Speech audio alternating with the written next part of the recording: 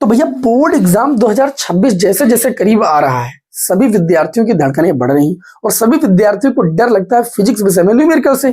उसके लिए आप लोगों के लिए मैंने 99 न्यूमेरिकल की सीरीज शुरू की है और अब तक 4-5 क्लासें हो भी चुकी है। मैंने सोचा चलिए आज फिर आप लोगों को उसी सीरीज में जो है प्रत्यावर्ती धारा चैप्टर के महत्वपूर्ण प्रश्नों को क्यों ना बता दिया जाए, क्योंकि बहुत सारे विद्यार्थियों का कमेंट आ गया था कि सर जो है बोर्ड पेपर में प्रत्यावर्ती धारा चैप्टर का न्यूमेरिकल आता ही आता है और ज्यादातर एलसीआर परिपथ से आता है, तो बहुत ज्यादा प्रॉब्लम है। तो मैंने सोचा चलिए एलसीआर सर्किट के जितने भी न्यूमेरिकल हैं उनको बता देते हैं, मोस्ट इंपोर्टेंट न्यूमेरिकल बता देते हैं। साथ में ट्रांसफार्मर टॉपिक से भी मैंने देखा कई बार मॉडल पेपर में हमको प्रश्न देखने को मिला, तो मैंने सोचा चलिए एक क्लास ले लेते हैं और इसमें आप लोगों को बढ़िया बढ़िया प्रश्न करा देते हैं। ओके, चलिए भाई समय को लॉस नहीं करते हैं और हम स्टार्ट करते हैं। आप सभी को पता है कि हम समय बिल्कुल भी लॉस नहीं करते हैं। आपका पहला प्रश्न थोड़ा सा हल्का होगा, उसके बाद फिर थोड़ा सा कठिन, फिर ज्यादा कठिन, है ना। देखिए एक प्रत्यावर्ती विभव का समीकरण दिया है 240√2 sin 300 πt वोल्ट है और प्रत्यावर्ती धारा स्रोत की आवृत्ति एवं वर्ग माध्य मूल मान की गणना करना है। देखिए आपको क्वेश्चन पहले बहुत ध्यान से पढ़ने की आवश्यकता होती है। जो चीज आपको कठिन लगे उसको जल्दीबाजी में आप बिल्कुल भी मत पढ़िए, उसको आप थोड़ा सा समझिए क्वेश्चन को। क्वेश्चन कहना क्या चाह रहा है?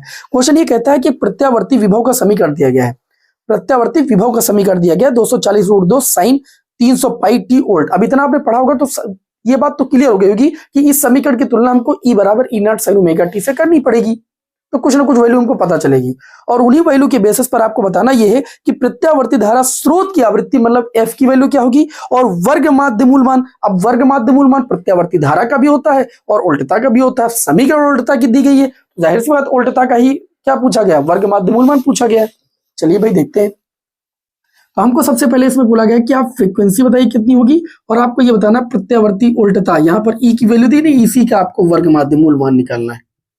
बात समझ में आ गई? अब देखिए इसकी हम पहले तुलना करेंगे कि तुलना एक समीकरण से करेंगे। किस समीकरण से करेंगे? ई बराबर आप लोगों ने पढ़ा है E0 sin ωt से करने पर जब हम सभी लोग इस समीकरण से तुलना करेंगे तो E0 की वैल्यू हमें पता चलेगी, कितनी आ जाएगी 240√2 आप देख सकते हैं यहाँ पर, और ओमेगा के स्थान पर आपका 300 पाई लिखा है तथा ओमेगा बराबर आपको दिया है 300 पाई। ओमेगा की वैल्यू होती है 2 पाई एफ होती है ना, जहां एफ क्या होती है फ्रीक्वेंसी या आवृत्ति होती है। ये पाई से पाई कैंसिल, 2 से 300 को काटेंगे तो एफ बराबर आ जाएगा 150 हर्ट्ज। ये आपकी आवृत्ति आ चुकी है, प्रत्यावर्ती धारा स्रोत की आवृत्ति आ चुकी है। आपसे प्रश्न में ये पूछा गया था कि ERMS याद कीजिए, तो वर्ग माध्य मूल मान आप ERMS का फार्मूला नहीं पढ़े लेकिन VRMS का तो पढ़े हैं। VRMS बराबर होता है V0 बटे में √2। तो अगर तुमको ERMS की वैल्यू निकालना है तो E0 की वैल्यू आपको दी गई है, कितनी दी गई है तो आप कहेंगे 240√2 दी गई है, बटे में आपका √2 हो जाएगा। √2 से √2 को कैंसिल कर देंगे, ERMS बराबर आपका आ जाएगा 240 वोल्ट। बताइए प्रश्न जबरदस्त था कि नहीं था? बढ़िया। देखिए जो ये प्रश्न लेटेस्ट प्रश्न मैंने लिए हैं, कोई भी हल्का प्रश्न नहीं, यही प्रश्न आपके प्रीवियस ईयर पेपर में आपको देखने को मिलेंगे। मतलब अगर प्रीवियस ईयर पेपर में तो जाहिर सी बात आगामी जो आपकी परीक्षा होने वाली उसमें भी आपको इसी लेवल का प्रश्न देखने को मिलेगा। चलिए आज की क्लास के दूसरे प्रश्न की ओर बढ़ते हैं, बिल्कुल समय को ना लॉस करते हुए। चलिए आज की क्लास का अगला प्रश्न देखते हैं। भैया बहुत ही बढ़िया बढ़िया प्रश्न लिए हैं, ठीक है, आप अभी देखिएगा तो आप सभी लोगों को मजा आने वाला है। देखिए आज की क्लास का जो अगला प्रश्न है वो कहता है कि दिए गए अनुनादी एलसीआर परिपथ में प्रवाहित धारा का मान ज्ञात कीजिए। एक देखिए आपके सामने एलसीआर परिपथ बनाया गया, मतलब यहाँ पर रेजिस्टेंस लगा हुआ है, यहाँ पर कुंडली लगी हुई है, यहाँ पर आपका सी संधारित्र लगा हुआ है और इस प्रकार के परिपथ को हम सभी लोग एलसीआर परिपथ कहते हैं। अनुनादी आवृत्ति में एलसीआर परिपथ की पढ़ा भी होगा आप लोगों ने कि एक्सएल जो होता है एक्ससी के बराबर होता है, यानी जो आपका परिपथ की प्रतिबाधा होती है वो प्रतिरोध आर के बराबर होती है, भी आपको बता रहे हैं। यहाँ पर आपको 200 वोल्ट दिया गया है, मतलब VRMS की वैल्यू 200 वोल्ट है। जो प्रत्यावर्ती धारा का उल्टता होता है उसको VRMS ही बोलते हैं और शिखर मान को V0 से बोलते हैं। और यहाँ पर आवृत्ति दी गई है 50 हर्ट्ज। जो बातें आपको बता रहे हैं इन बातों को समझ लो, न्यूमेरिकल में कोई दम नहीं है प्रत्यावर्ती धारा चैप्टर की। यहाँ पर ध्यान से समझिए, आपको दिया गया है इस प्रतिरोध का मान आपका 100 ओम है, मतलब आर की वैल्यू इसमें 100 ओम है और आपको ये एल दिया गया और ये आपको सी दिया गया, मतलब यहाँ पर वैल्यू आपको नहीं दी गई है। क्वेश्चन में आपसे पूछ रहा है कि अनुनादी परिपथ, पहली बात तो ये बोला है, और इसमें आपको निकालना है धारा की वैल्यू। अब धारा की वैल्यू निकालना मतलब IRMS की वैल्यू निकालना है। अगर ये कहते हैं धारा का शिखर मान निकलिए तो इसका मतलब I0 की वैल्यू आपको निकालना है। तो ये परिपथ जो है वो अनुनाद की स्थिति में है। तो अनुनादी परिपथ में आप लोगों को बताया जा चुका है, अनुनादी परिपथ में क्या बताया गया है कि जो LCR परिपथ में अनुनाद की स्थिति में आपको बताया गया है कि जो परिपथ की प्रतिबाधा होती है वो ओमिक मतलब प्रतिरोध R के बराबर होते हैं। क्यों? क्योंकि XL और XC आपस में अनुनाद की स्थिति में होते हैं बराबर, और हम जब परिपथ की प्रतिबाधा निकालते हैं तो लगाते हैं √R² plus XL minus XC का होल स्क्वायर, और अनुनाद की स्थिति में ये वैल्यू होती है आपस में बराबर, जिस वजह से ये वैल्यू हो जाती है 0 और √R का स्क्वायर कितना हो जाता है? R हो जाता है। तो अनुनाद की स्थिति में जो परिपथ की प्रतिबाधा होती है, LCR परिपथ की जो प्रतिबाधा होती है वो प्रतिरोध R के क्या होती है? बराबर होती है। तो यहाँ पर प्रतिरोध 100 ओम दिया है तो परिपथ की प्रतिबाधा भी कितनी हो जाएगी? वो आपकी 100 ओम हो जाएगी। बताइए इस बात से सहमत है कि नहीं? अब देखिए इस क्वेश्चन में आपसे ये पूछा गया था कि प्रत्यावर्ती परिपथ में इसमें क्या निकालना है आपको? प्रवाहित धारा की गणना करना है। ठीक है, प्रवाहित धारा की गणना करना है। तो धारा मतलब आपको IRMS निकालना है। तो IRMS बराबर, जैसे आप सभी लोगों ने पढ़ा है, V बराबर होता है IR। तो अगर धारा की गणना करना है तो इसका मतलब V कौन सा हो जाएगा? VRMS हो जाएगा भैया। ठीक है, और बटे में R होता है प्रतिरोध रेजिस्टेंस, लेकिन यहाँ पर कई चीजों की वजह से रेजिस्टेंस लग रहा है, इसलिए इसे हम कहते हैं परिपथ की प्रतिबाधा। परिपथ में जब कई सारी चीजों की वजह से प्रतिबाधा मतलब प्रतिबाधा उत्पन्न होती है या बाधा उत्पन्न होती है तो उसे हम कहते हैं परिपथ की प्रतिबाधा, और परिपथ की प्रतिबाधा यहाँ पर कितनी है? 100 ओम है। ठीक, तो ये हो जाएगा IRMS बराबर VRMS की वैल्यू आपको 200 वोल्ट दी गई है, और बटे में ये आपका हो जाएगा 100 से 200 को काटोगे तो ये आपका आ जाएगा 2 एम्पियर। मतलब प्रत्यावर्ती जो धारा हो जाएगी वो कितनी हो जाएगी? 2 एम्पियर हो जाएगी। मैंने काफी ज्यादा चीजें इसमें बताने की कोशिश की है और मैं उम्मीद करता हूं कि आप सभी लोग मेरी बात को समझ पा रहे होंगे। अगला जो मैंने क्वेश्चन लिया है बोर्ड एग्जाम 2025 में ही आया है और बहुत बढ़िया क्वेश्चन है। मैंने देखा है कि ऐसे प्रश्न जो है बोर्ड एग्जाम में कई बार आ चुके हैं। आपसे ग्राफ खींचने की बात करते हैं तो प्रत्यावर्ती धारा का ग्राफ आप लोग पढ़े ही है, बस खींच देना है आपको। देखिए इसमें बोला गया है कि ये तीसरा न्यूमेरिकल है, देखिए ध्यान से, आज की क्लास का हमारा तीसरा न्यूमेरिकल। इसमें यह बताया जा रहा है कि प्रत्यावर्ती धारा का जो शिखर मान है वो 14.14 एम्पियर और आवृत्ति 50 हर्ट्ज है। प्रत्यावर्ती धारा के शिखर मान को हम लोग I0 से व्यक्त करते हैं, वो 14.14 हर्ट्ज है। क्वेश्चन को ध्यान से समझिए, और आवृत्ति जो दी गई है वो आपको 50 हर्ट्ज दी गई है, तो ये आपका F बराबर हो जाएगा 50 हर्ट्ज। बताइए इन चीजों को तो आप समझ पा रहे हैं ना, ये तो बहुत बेसिक चीजें हैं। अच्छा, आगे दिया गया इसके 2 चक्रों को धारा समय ग्राफ में दिखाइए। इसके 2 चक्रों को आपको क्या करना है? धारा समय ग्राफ में दिखाना है, धारा और समय ग्राफ में दिखाना है। ठीक है, उसके बाद अब धारा समय ग्राफ क्या होगा? एक उल्टता समय ग्राफ होता है, एक धारा समय ग्राफ। देखो धारा समय ग्राफ में धारा ऊपर की ओर होगी और समय आपका ऐसे होगा। अब इन्होंने कहा कि 2 चक्रों को दिखाइए। देखिए 2 चक्रों को धारा समय ग्राफ में दिखाइए। एक चक्र प्रत्यावर्ती धारा का एक चक्र ये हो जाता है पूर्ण, और दूसरा चक्र ये आपका हो जाएगा। तो इन 2 चक्रों को आपको ग्राफ में दिखाना, मैंने पहले ही दिखा दिया। लेकिन इतना ही नहीं आपको दिखाना है, इसमें वैल्यू तो आपको पुट करके दिखानी पड़ेगी, तभी तो ग्राफ पूरा माना जाएगा। तो धारा का वर्ग माध्यमूल मान क्या होगा? मतलब धारा का वर्ग माध्यमूल का मतलब IRMS की वैल्यू क्या होगी? तो IRMS बराबर आप लगा सकते हैं I0 और बटे में कितना भैया? √2। सूत्र IRMS का उसी हिसाब से लगाइएगा जिस हिसाब से वैल्यू दी गई है। जैसे मान लीजिए VRMS की वैल्यू पता होती तो VRMS बटे आप परिपथ की प्रतिबाधा भी लगा सकते हैं, लेकिन यहाँ किसी प्रकार के परिपथ की बात अभी नहीं हुई है। ध्यान से समझिए, आपको यहाँ पर शिखर मान दिया गया था, I0 की वैल्यू दी गई है, इसीलिए यहाँ पर हमने 14.14 और √2 का मान होता है 1.414। दशमलव पर 2 अंक तो यहाँ नीचे 3 अंक बाद है तो ऊपर 1 0 बढ़ जाएगा और ये करीब करीब आपका 10 बार जाएगा। तो प्रत्यावर्ती धारा का वर्ग माध्यमूल मान आ जाएगा 10 एम्पियर। अच्छा, आगे अगर यहाँ पर बात करें तो इन्होंने ये कहा कि वर्ग माध्यमूल मान क्या होगा? इसके 0 से शिखर मान तक प्राप्त करने में कितना समय लगेगा? मैं आपको एक चीज बताऊं, देखिए ध्यान से समझिए। यहाँ पर जो आवृत्ति दी गई है, आवृत्ति बराबर, मैं आपको एक चीज बता दूं, आवृत्ति बराबर होता है 1 बटे आवर्तकाल। तो आवर्तकाल की वैल्यू निकालेंगे तो 1 बटे आवृत्ति है 50 हर्ट्ज। तो जब इसको भाग करेंगे, पॉइंट लगाएंगे, 0 बढ़ाएंगे, 0 बढ़ाएंगे, 0 बढ़ाएंगे तो 2 बार जाएगा। मतलब प्रत्यावर्ती धारा अपना एक चक्र पूर्ण करने में 0.02 सेकंड का समय ले रहा है। ठीक है, तो यहां से ध्यान से समझिएगा, यहां से लेकर के ये प्रत्यावर्ती धारा का शिखर मान कहलाएगा, क्योंकि हमने धारा को ऊपर व्यक्त किया और समय को नीचे। तो यहाँ पर ध्यान समझिएगा, इन्होंने क्वेश्चन में पूछा क्या है, इन्होंने क्वेश्चन में ये चीज पूछी है आपसे कि शून्य से शिखर मान प्राप्त करने के लिए, देखिए यहाँ पर प्रत्यावर्ती धारा का शिखर मान होता है, यहाँ पर शून्य होता है, तो इस शून्य से शिखर मान तक प्राप्त करने के लिए जो समय लगेगा उस समय को आपको बताना है। तो आपको पहले ये चीज पता होना चाहिए कि प्रत्यावर्ती धारा अपना यहाँ से चक्र शुरू करती है और यहाँ पर इसका चक्र समाप्त होता है, मतलब यहाँ पर वो टी सेकंड का समय लेती है, जिसे हम आवर्तकाल कहते हैं।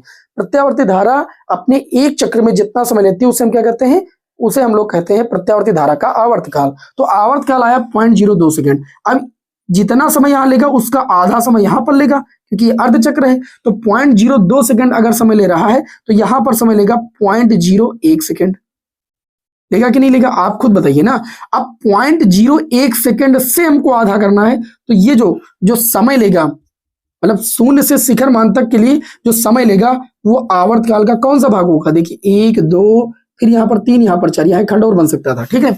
तो कुल मिलाकर के इस आवर्तकाल का ये चौथाई भाग होगा, जिस स्थिति में प्रत्यावर्ती धारा शून्य से शिखर पर पहुंच जाएगी। मतलब हमको समय का बटे 4 कर देना है, बस हमको ये चीज पता चल जाएगा कि प्रत्यावर्ती धारा शून्य से शिखर तक पहुंचने में, I0 तक पहुंचने में कितना समय लेगी। अच्छा, ये कहते हैं कि शून्य से यहां तक अर्धचक्र के दौरान पहुंचने में, तो आप लगाते हैं T/2, तो आपको ऐसे पता चल गया था। तो T की वैल्यू है कितनी, तो आप कहेंगे T की वैल्यू है 0.02 और बटे कर दीजिए 4, पॉइंट हटाइए 0 बढ़ाइए, 2 से काटिए, ये आ जाएगा 1/20।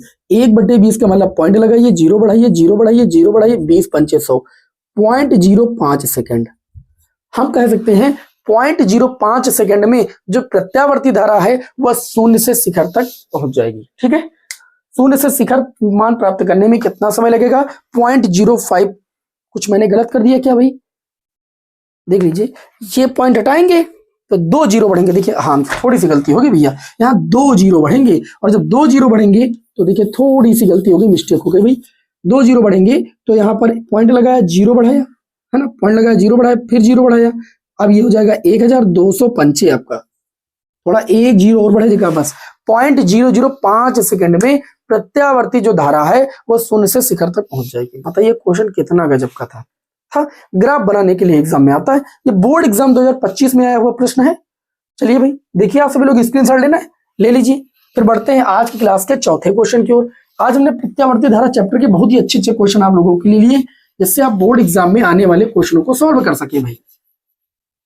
चलिए भाई देखते हैं, इसको रफ कर दो भाई, इसको रफ कर देते हैं। और आप सभी लोग का क्या कार्य है, आप सभी लोग वीडियो को लाइक जरूर कर दें, क्योंकि आपके लाइक से ही हमें मनोबल मिलता है, ठीक।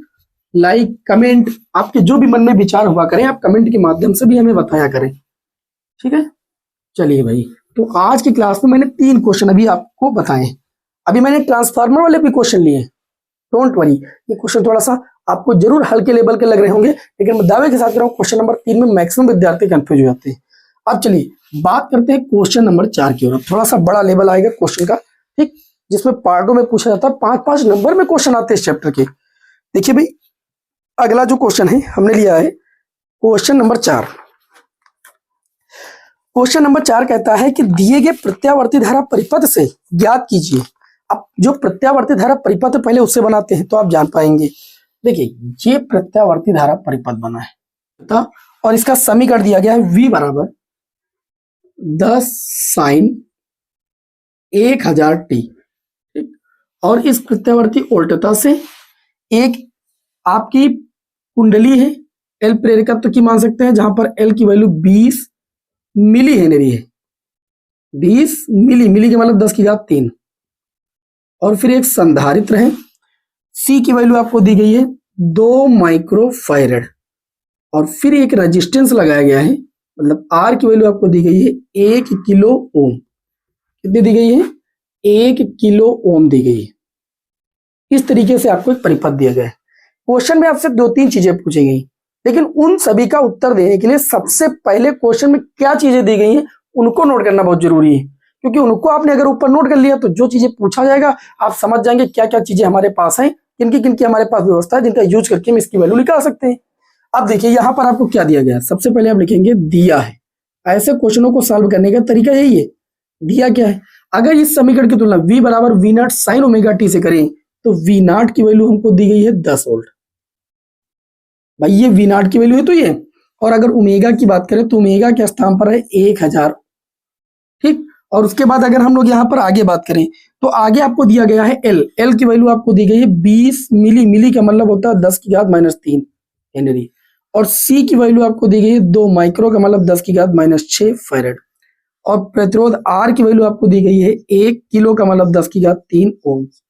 अब पहले क्वेश्चन में आपसे ये पूछा गया है कि प्रेरकी प्रतिघात निकालिए। इसी प्रत्यावर्ती परिपथ में एल प्रेरकत्व की कुंडली के कारण जो अवरोध लगता है उसे हम लोग प्रेरकी प्रतिघात कहते हैं, जिसे एक्सेल से प्रदर्शित करते हैं। और एक्सेल बराबर आपको पढ़ाया गया कि ओमेगा एल होता है। तो चूंकि यहाँ पर ओमेगा के स्थान पर 2πf रखने की कोई जरूरत नहीं, क्योंकि डायरेक्ट आपको ओमेगा की वैल्यू पता है। ओमेगा की वैल्यू कितनी है तो आप कहेंगे 1000। एल की बात करें तो एल की वैल्यू है 20 × 10 की घात -3। मैं आपको एक चीज बताऊं, इस 1000 को आप 10 की घात 3 लिख सकते हैं, और 10 की घात -3 10 की घात 0 बनेगा, और 10 की घात 0 की वैल्यू 1 होती है। तो ये आपका केवल आपका बचेगा 20। और ये चूंकि एक प्रकार का प्रतिरोध है इसलिए इसका मात्रा कितना हो जाएगा 20 ओम। बताइए, पहली बात आपको समझ नहीं। अभी पहले पार्ट में प्रेरकी प्रतिघात के साथ साथ धारती प्रतिघात भी आपसे पूछा गया है।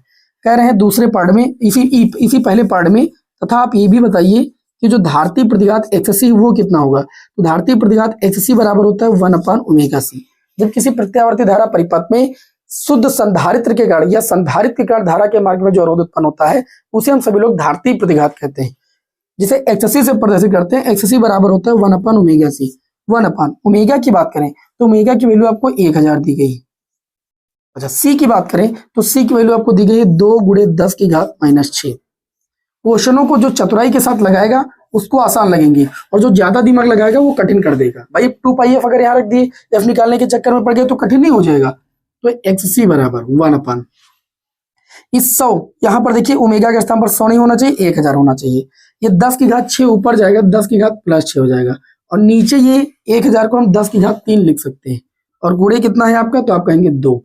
10 की घात 3 से 10 की घात 6 को काटेंगे, 10 की घात 3 बचेगा, और 10 की घात 3 को 1000 लिखा जा सकता है, और बटे में 2 हो जाएगा। 2 से 1000 को काटा जाएगा तो ये आपका आ जाएगा 500।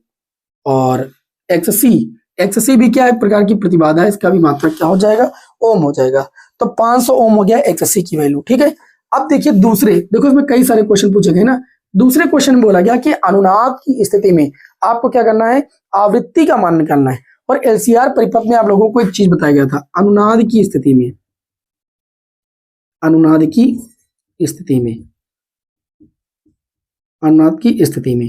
LCR परिपथ में आप लोगों को बताया गया, LCR सर्किट में आपको बताया गया कि वैद्युत अनुनाद की स्थिति क्या होती है, जो प्रेरकी प्रतिघात होता है जब वो धारती प्रतिघात के बराबर हो जाता है तो इसे वैद्युत अनुनाद की स्थिति बोलते हैं। और यहाँ से एक आवृत्ति का व्यंजक आता है जिसे हम लोग अनुनादी आवृत्ति कहते हैं।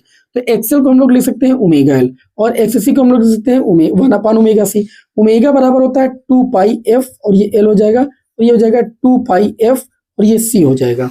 मैं आपको व्यंजक भी निकालना बता रहा हूँ इसी क्वेश्चन में। F का गुणा करेंगे F² हो जाएगा, नीचे हो जाएगा 2 और 2 का गुणा 4, पाई का गुणा पाई, और L और C का गुणा LC। जब F की वैल्यू यहां से निकालेंगे तो ये आ जाएगा 1/2π√LC। बस इसी की वैल्यू निकालने के लिए क्वेश्चन में पूछा गया।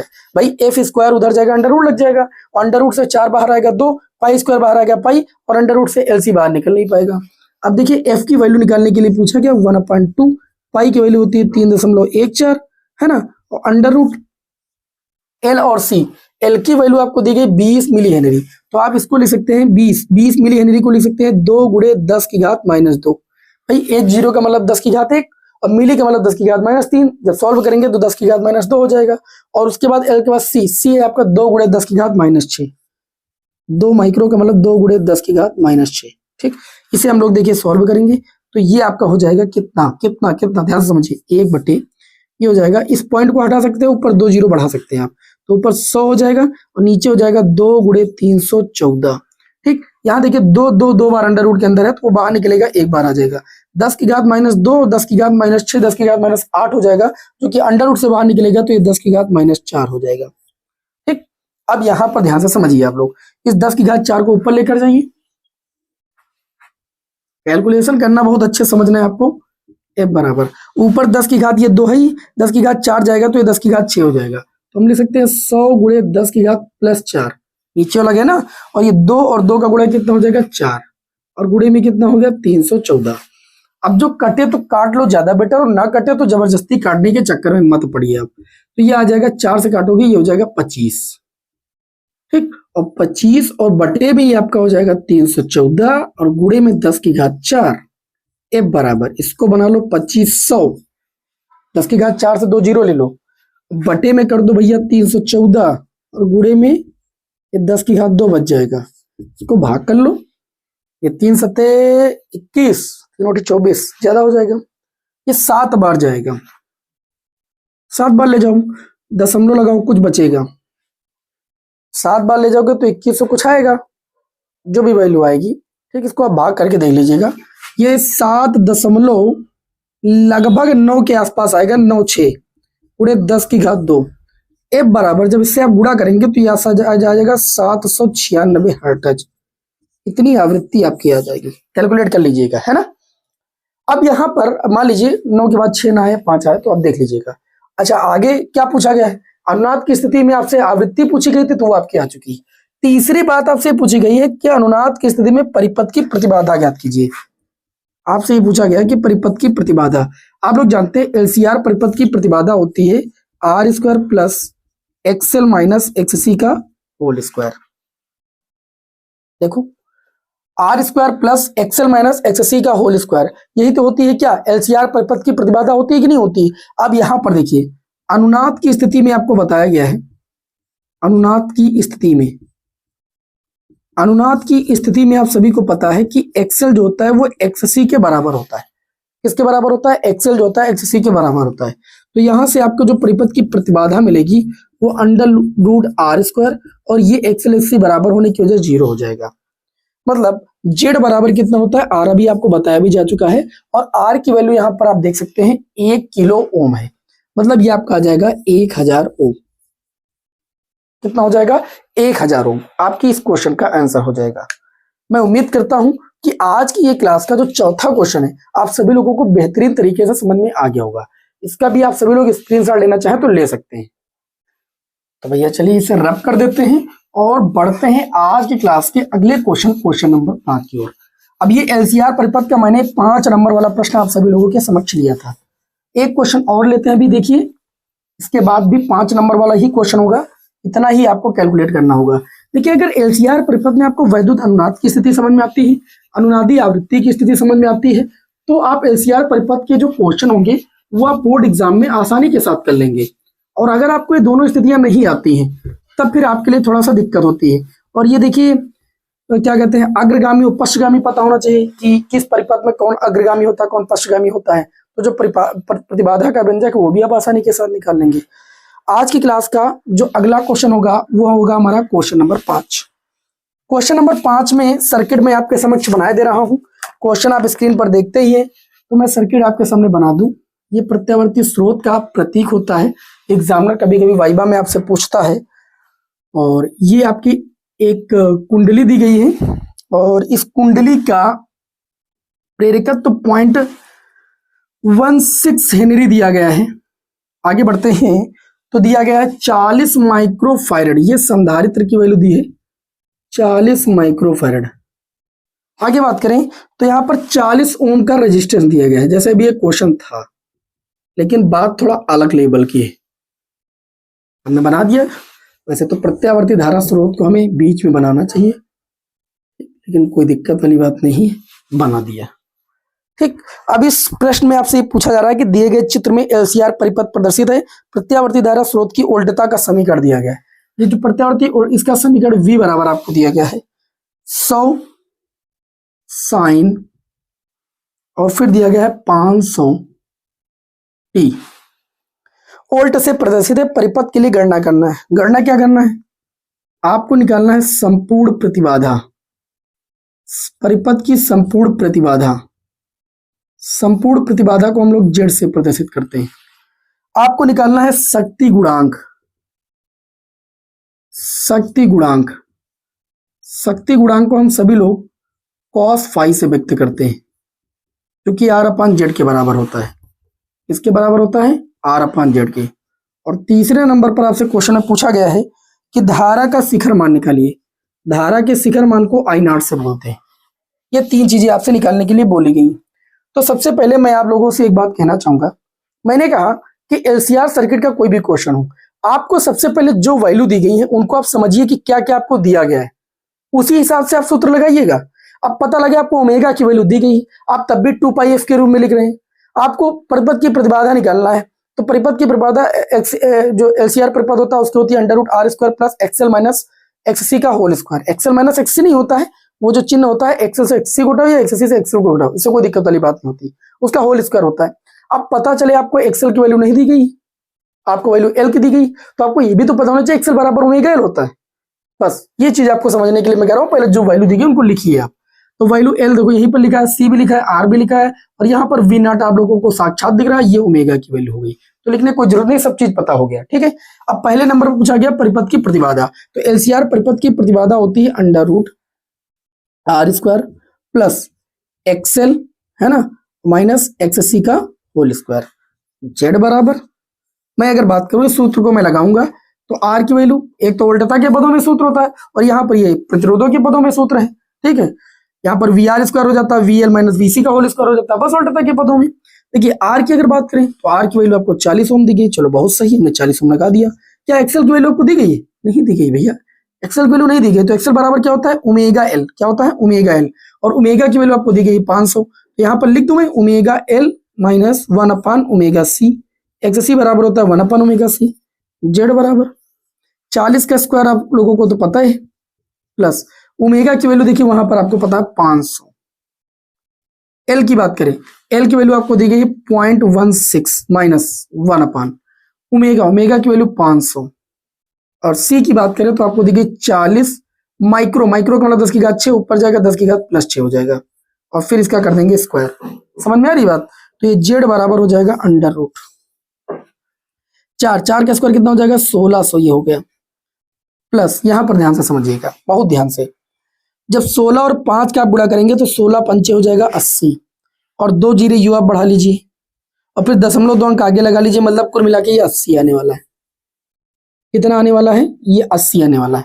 80.0 करके लिख सकते हैं, माइनस 1 2 3 जीरो से 10 की घात 6 को काटोगे, 10 की घात 3 बचेगा। ठीक, और 10 की घात 3 को सॉल्व करो तो इसको आप सभी लोग ऐसे लिख सकते हैं। कैसे लिख सकते हैं? 10 की घात 3 को आप लिख सकते हैं 100 × 10 और बटे में 5 × 4, और इसका लगाइए होल स्क्वायर। सॉल्व करने का तरीका मैं बता रहा हूं, ये तो गड़बड़ हो जाएगा बाद में।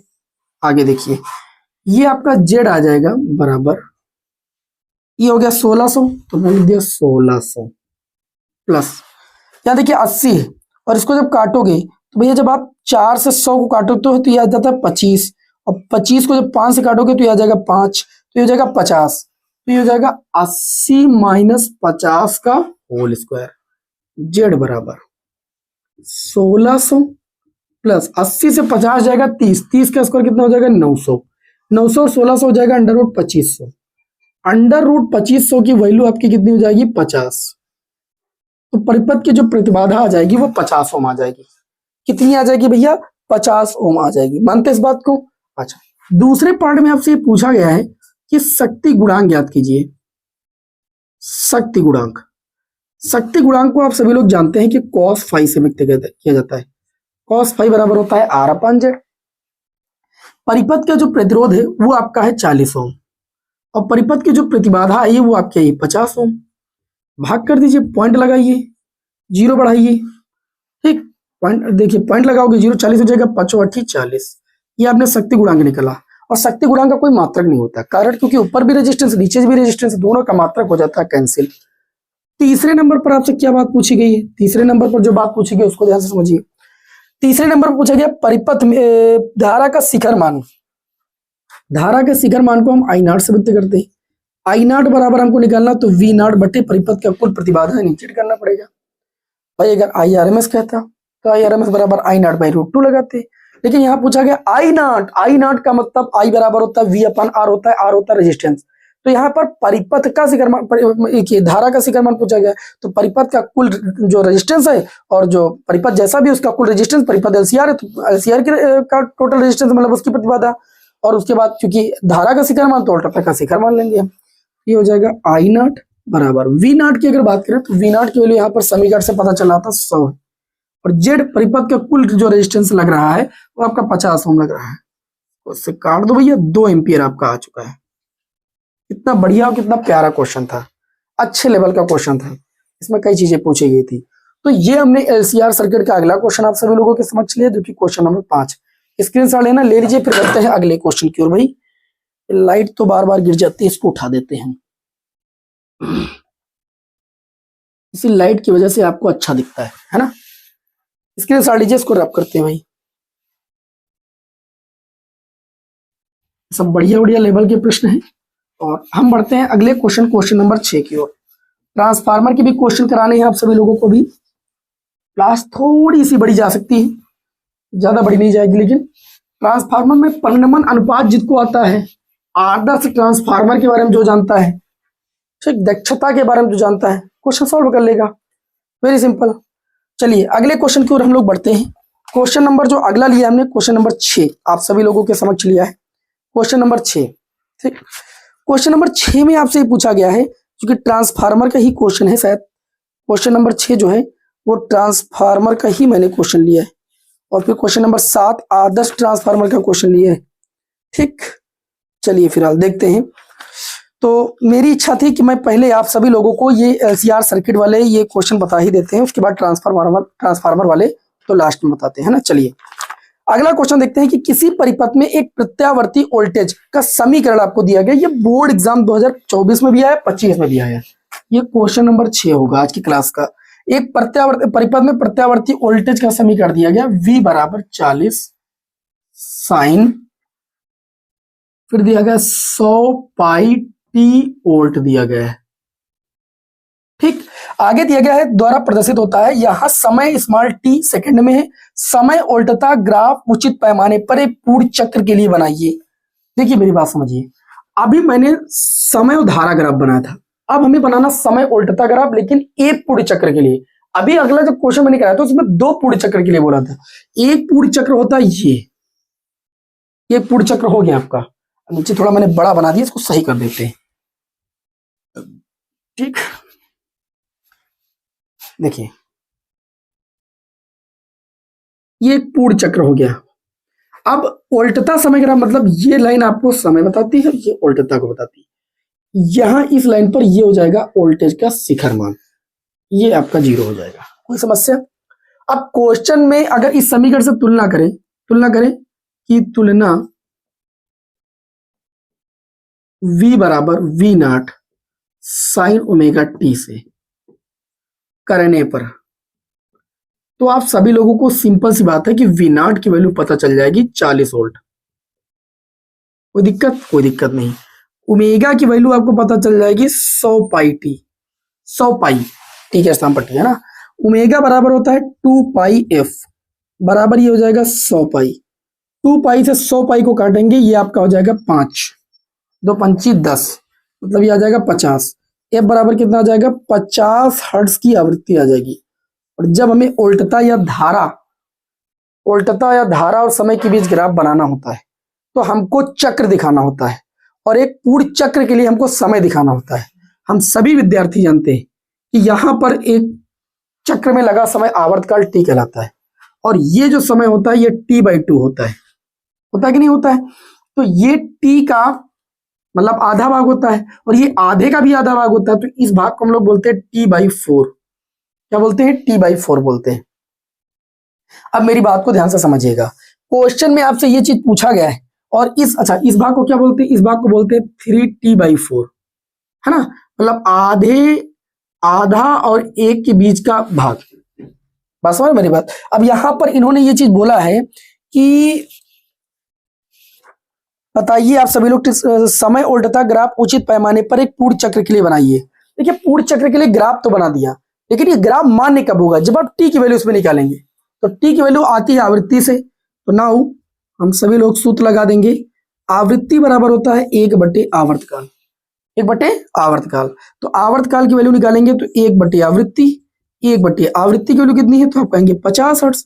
इसको भाग करेंगे 0.000, 50 दूना 100, तो 0.02 सेकेंड जो एक पूर्ण चक्र के लिए समय हो जाएगा वो 0.02 सेकेंड। तो यहां पर आप समय को दिखा दीजिएगा 0.02 सेकेंड, बस पूरा सही हो जाएगा, है ना। और यहां पर जब आप 0.02 3 गुणे 0.02/4 करेंगे, पॉइंट हटाएंगे 2 जीरो बढ़ाएंगे, है ना, 2 से काटेंगे 2 दूनी 4, 200 हो जाएगा। तो 3/2 का मतलब क्या होता है, 3/2 का मतलब होता है 1.5 बटे में 100 हो जाएगा आपका। तो ये आपका हो जाएगा 100 से भाग करोगे तो 0.015 आ जाएगा। ये वैल्यू जो है जाएगी 0.015 आ जाएगी। और ये इसका आधा करोगे तो ये 0.01 सेकेंड आ जाएगा। ठीक, और इसका भी आपको 4 करना है, मतलब आपको 0.02 का बटे 4 करना है। पॉइंट हटाओगे 0 बढ़ाओगे 2 कम 2 2 दूनी 4, 1/200 का मतलब जानते हो, 1/200 का मतलब आपका आ जाएगा 0.0, पॉइंट लगाया 0 बढ़ाया 0 बढ़ाया 0 बढ़ाया, फिर 0 बढ़ाएंगे 5, मतलब ये आपका आ जाएगा 0.005 सेकेंड। ठीक, इस तरीके से आप समय को दिखा सकते हैं। यहाँ पर इसको हम थोड़ा हटा देते हैं, ये इसको भी हम लोग हटा देते हैं। यहाँ पर समय 0.005 सेकंड होगा, यहाँ पर 0.01 सेकंड होगा, यहाँ पर 0.015 सेकंड होगा, यहाँ पर 0.02 सेकंड होगा। इस तरीके से आप सभी लोग अपना समय दिखा सकते हैं। भाई समझ आ गई, उल्टता और धारा के बीच, उल्टता और समय के बीच ग्राफ एक पूर्ण चक्र के लिए। समय बिना निकाले आप ग्राफ को नहीं दिखाइएगा। चलिए, ये क्वेश्चन बोर्ड 2024 और 25 में आया था। अब इस तरीके से 6 क्वेश्चन हमने अल्टरनेटिंग करंट के बहुत ही महत्वपूर्ण आपको करा दिए। अब आप लोगों को हम ट्रांसफार्मर भी इसी चैप्टर से संबंधित है, तो ट्रांसफार्मर चैप्टर की बहुत ही मोस्ट पॉपुलर न्यूमेरिकल आपको करा देते हैं। चलिए भाई देखते हैं आज की क्लास का जो अगला क्वेश्चन होगा। क्वेश्चन नंबर होगा हमारा 6 और 1 होगा 7, मतलब 7 और 8, क्वेश्चन नंबर 7 और 8। हाँ, ट्रांसफार्मर का बहुत ही बढ़िया क्वेश्चन मैंने आप सभी लोगों के समक्ष खोज निकाला है। ट्रांसफार्मर का कार्यकारी सिद्धांत क्या है? ट्रांसफार्मर का जो सिद्धांत होता है वो अन्योन पीरियड के सिद्धांत पर कार्य करता है, अन्योन पीरियड की घटना पर कार्य करता है। अन्योन पीरियड की घटना क्या होती है कि पास पास अगर 2 कुंडलियां रखी हैं और एक कुंडली में धारा के मान में परिवर्तन किया जाता है तो पास रखी दूसरी कुंडली में एक प्रेरित वैद्युत वाहक बल उत्पन्न हो जाता है। ठीक है, क्या उत्पन्न हो जाता है? प्रेरित वैद्युत वाहक बल उत्पन्न हो जाता है, जिसकी वजह से प्रेरित धारा बहती है। इसे हम क्या कहते हैं? अन्योन पीरियड की घटना ही कहते हैं। तो यहाँ पर ध्यान से समझिएगा, मैं आप लोगों को कुछ सूत्र बता देता हूँ ट्रांसफार्मर में। देखिए, ये जो क्वेश्चन होगा क्वेश्चन नंबर 7, परिणमन अनुपात को R से लिखते हैं। R बराबर होता है NP बटे में NS, जहां NP क्या? प्राथमिक कुंडली ट्रांसफार्मर की प्राथमिक कुंडली में फेरों की संख्या, और NS क्या है? ट्रांसफार्मर की द्वितीय कुंडली में फेरों की संख्या। बराबर क्या होता है आपका? बराबर होता है EP बटे में ES, जहां पर EP क्या है? प्राथमिक कुंडली में उत्पन्न प्रेरित वैद्युत वाहक बल, और ES क्या है? द्वितीय कुंडली में उत्पन्न प्रेरित वैद्युत वाहक बल। बराबर धारा के पदों में लिखोगे तो IS ऊपर आएगा और IP नीचे आएगा। बराबर VP बटे VS भी लिख सकते हो। VP बटे VS उल्टता ही होती है, इसको हटा दो थोड़ी देर के लिए, कोई दिक्कत नहीं। ठीक, IS क्या होती है? सेकेंडरी कॉइल में प्रवाहित धारा, और IP क्या होती है? प्राथमिक कुंडली में प्रवाहित धारा। ये आप सभी लोग अगर याद रखेंगे तो आपका जो ट्रांसफार्मर का न्यूमेरिकल है वो थोड़ा आसान आपके लिए पड़ जाएगा। आदर्श ट्रांसफार्मर में जो प्राथमिक कॉइल की शक्ति होती है वही द्वितीय कॉइल की शक्ति होती है। आदर्श ट्रांसफार्मर जो होता है वो आपका क्या होता है? उसमें मतलब जो शक्ति क्षय होती है वो शून्य होती है। ठीक है, जितना मतलब इनपुट देंगे उतना ही आउटपुट के रूप में मिलेगा। अब ये क्वेश्चन कहता है कि एक आदर्श ट्रांसफार्मर है। क्या है? एक आदर्श ट्रांसफार्मर। अब आदर्श ट्रांसफार्मर है तो प्राथमिक कुंडली की जो औसत शक्ति होगी वही द्वितीय कुंडली की भी औसत शक्ति होगी ट्रांसफार्मर की। तो आदर्श ट्रांसफार्मर की प्राथमिक व द्वितीय कुंडली में फेरों की संख्याओं का अनुपात दिया है। प्राथमिक मतलब NP बटे द्वितीय कुंडली में फेरों की संख्याओं का अनुपात दिया है 20:1, मतलब 20/1। क्लियर हुई बात? जब 250 वोल्ट का निवेशी का मतलब होता है इनपुट, और इनपुट दिया जाता है प्राथमिक कुंडली में, आउटपुट प्राप्त होता है हमें द्वितीय कुंडली से, तो 250 वोल्ट का निवेशी वोल्टेज लगाया जाता है। इसका सीधा मतलब है कि जो प्राथमिक कॉइल है उसका वोल्टेज दिया है 250 वोल्ट।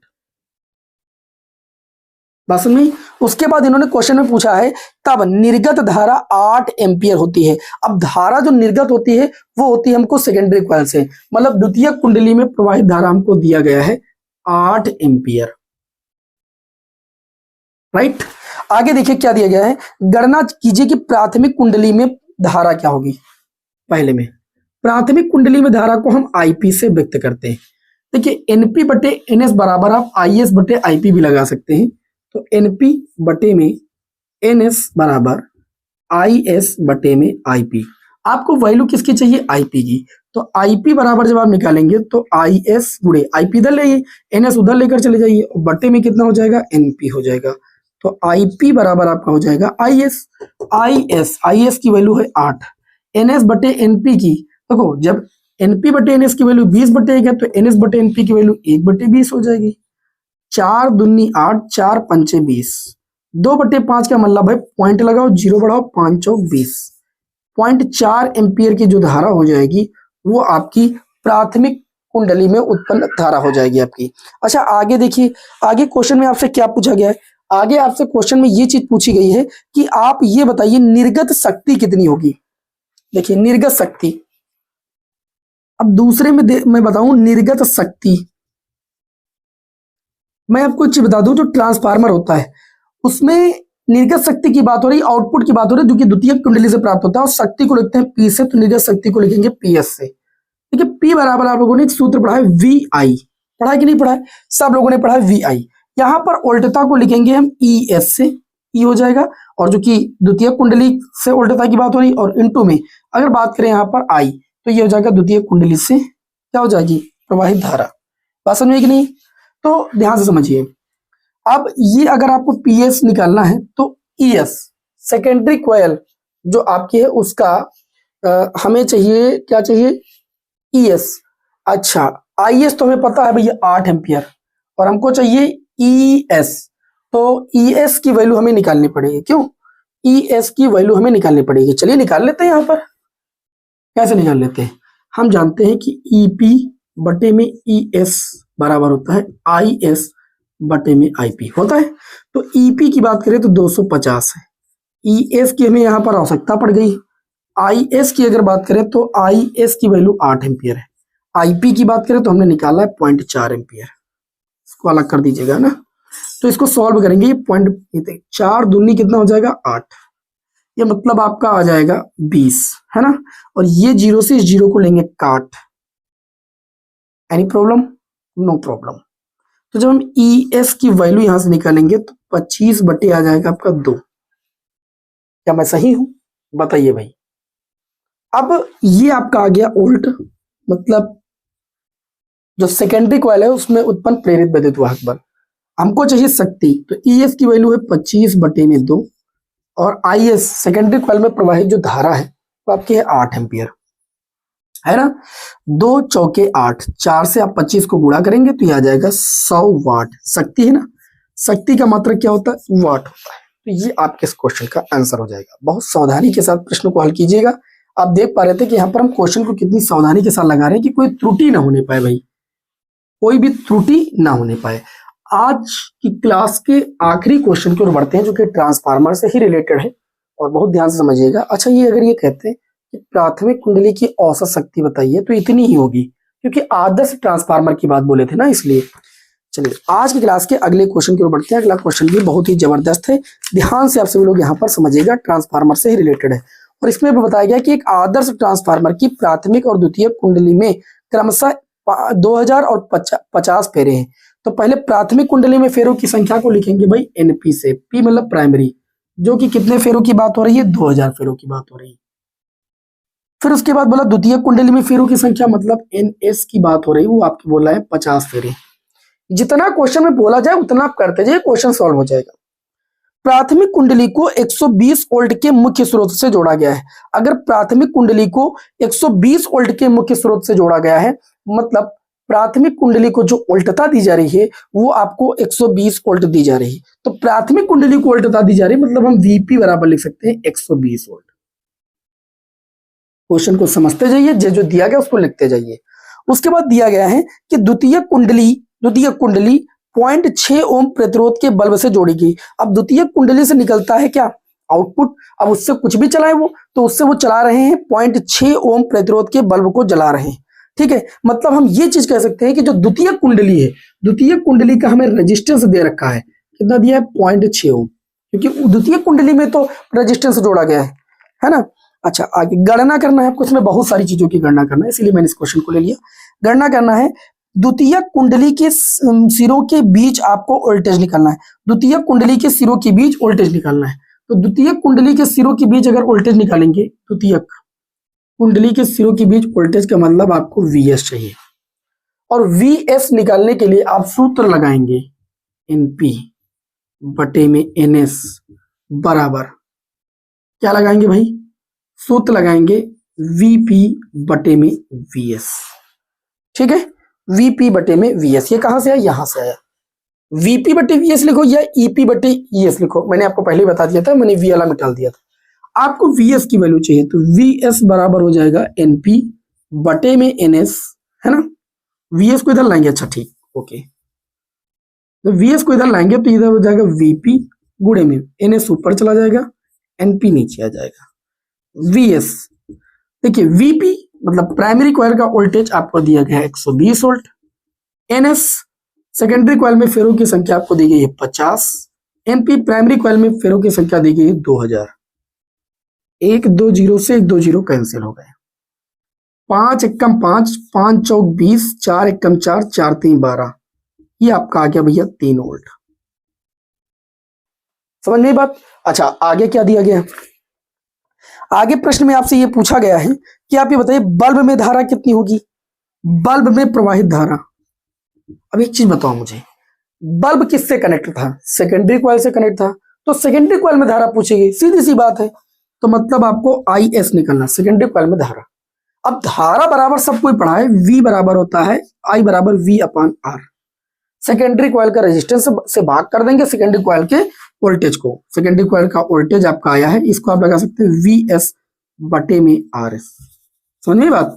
VS की वैल्यू आपको आ गई है 3 वोल्ट और RS की वैल्यू आपको दी गई थी 0.6, पॉइंट हटाओ 0 बढ़ाओ 6 5 30, 5 एम्पियर की धारा आ जाएगी।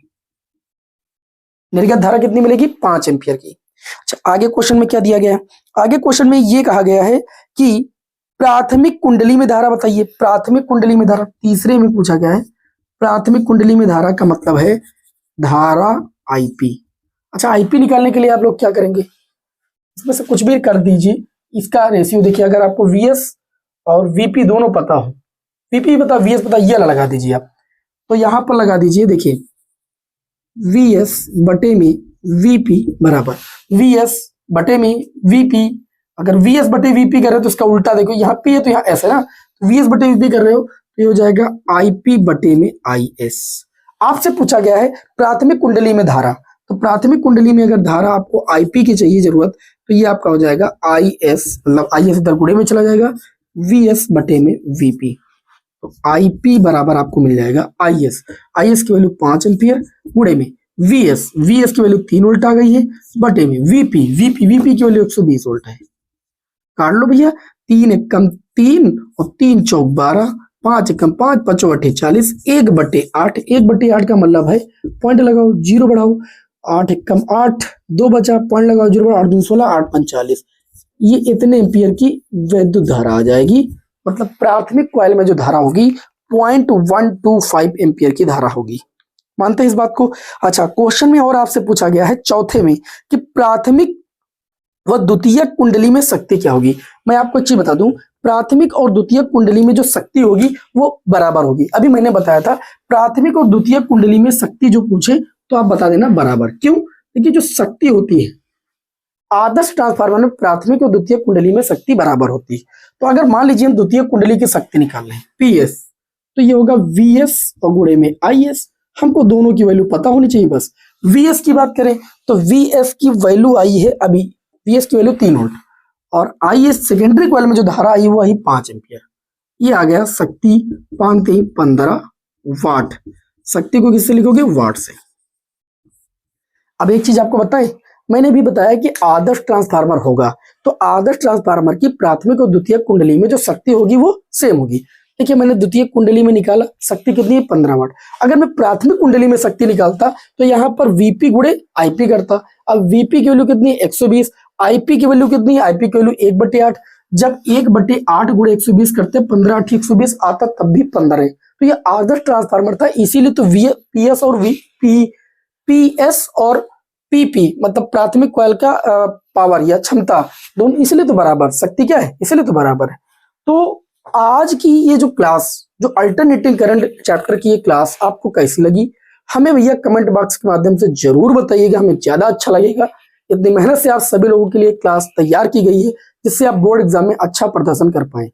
चलिए आप लोगों को हम नेक्स्ट क्लास में मिलते हैं मॉडल पेपर की प्रश्न की क्लास के साथ। जय हिंद, वंदे मातरम।